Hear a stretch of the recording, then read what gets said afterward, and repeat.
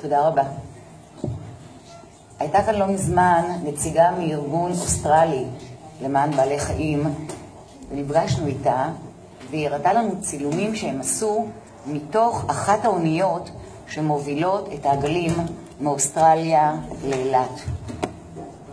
הייתה מצלמה נסתרת, וראינו שם את הכמויות האדירות של עגלים וטלאים שדחוסים בתוך אונייה באיזה 4 או 5 קומות, באופן שאתם לא יכולים לדמיין במחשבות הכי נוראיות שלכם. זה פשוט לא יאמן לראות את החיות המקסימות האלה, שהן תינוקות, הן כמה חודשים, שנלקחו משטחי המרעה באוסטרליה, העבירו אותם במסעיות במשך 10, 15, 16 שעות לנמל, העמיסו אותם על אוניות, ושם בתוך האוניות בצפיפות מטרפת, מדריפה, מטורפת. הם נמצאים שלושה שבועות לפחות. לפעמים הם גם מתעכבים בנמל שם עוד כמה ימים, או בנמל פה כמה ימים, ואנחנו מדברים, יכולים להגיע אפילו עד 5 שבועות. כאשר הם מתבוססים בתוך הצואה של עצמם, לפעמים זה מגיע להם עד הבטן, ממש, הם שוקעים בתוך זה. ובין הצילומים האלה שראינו, היה איזשהו מכשיר שלא הבנו מה זה. זה נראה משהו כמו פרופלור. ואז שאלנו אותה, מה זה הדבר הזה? לשמה? ואז היא אמרה, זה המגרסה. כאשר קורס עגל או תלה, אז אין טעם להחזיק אותו. ברגע שהוא קורס בדרך, אין טעם להחזיק אותו, כי כשתלה או כבש, עגל או כבש קורס, אי אפשר להרים אותו כבר. וגם לא שווה להרים אותו כבר, כי הוא כבר די גמור. ואז מה שהם עושים, הם לוקחים אותו, ולפעמים הוא עדיין חי, אבל הוא פשוט קרס. והם גורסים אותו במכשיר הזה, שפולט את החתיכות שלו אחר כך לתוך הים.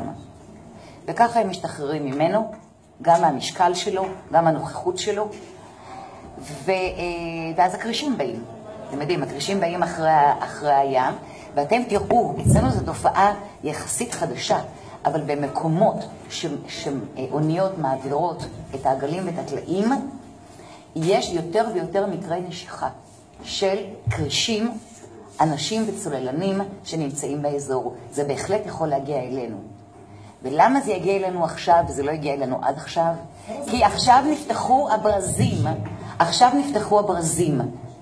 יש עלייה מטאורית כל שנה, באישור הממשלה, להביא עוד ועוד ועוד עגלים וטלאים חיים ואומללים כאלה, גם מאוסטרליה וגם מאירופה. אנחנו התחלנו לפני כמה שנים, זה היה כמה עשרות אלפים, אנחנו עכשיו ב-2015 הביאו 300,000 כאלה הנה. וככל שהתנועה הזאת עולה, ככה האסונות שזה יגרום, הצטברו אצלנו. ואני רוצה לומר לכם משהו. ב-2014 שר האוצר החליט שמה שנורא חשוב זה לטפל ביוקר המחיה, והוא החליט לבטל את המכסים על הבשר הזה, על יבוא הבשר הזה. מה שגרם לעלייה יותר גדולה של יבוא הבשר הזה, החיות האלה, לא הבשר. אבל בפועל, אם אתם תבדקו עכשיו, יותר משנה וחצי מאז, מחירי הבשר הטרי, מה שקוראים, עלה, לא ירד, עלה.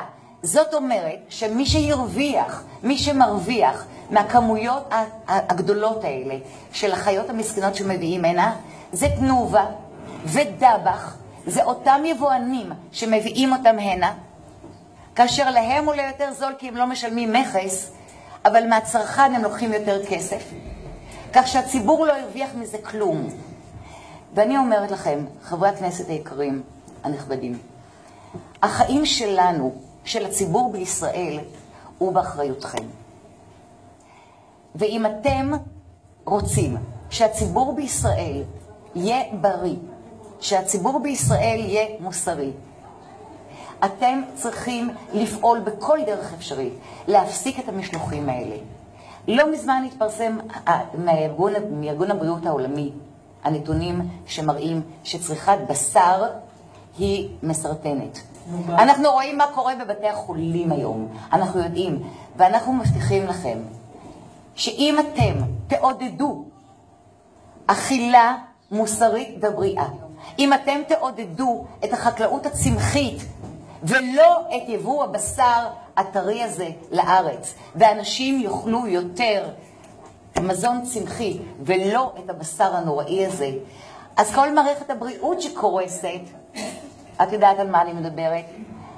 אנחנו נוכל לחסוך משאבים אדירים, נוכל לחסוך חיים, המון חיים, גם של בני אדם וגם של בעלי חיים. תודה רבה.